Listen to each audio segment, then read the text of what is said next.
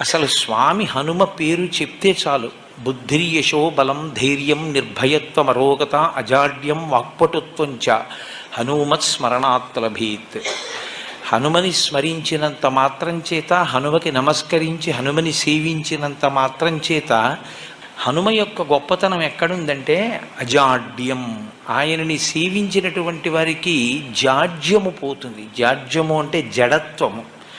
జడత్వము అన్న మాటకు అర్థం ఏమిటంటే స్పందన శక్తిని కోల్పోవడం. శ్రీరామాయణంలో రామచంద్రమూర్తిగా శ్రీ మహావిష్ణువు వచ్చే ముందే బ్రహ్మదేవుడు అనేక మంది దేవతల్ని శాసించాడు. రావణ సంహారం అంటే అంత తేలికైన విషయం కాదు.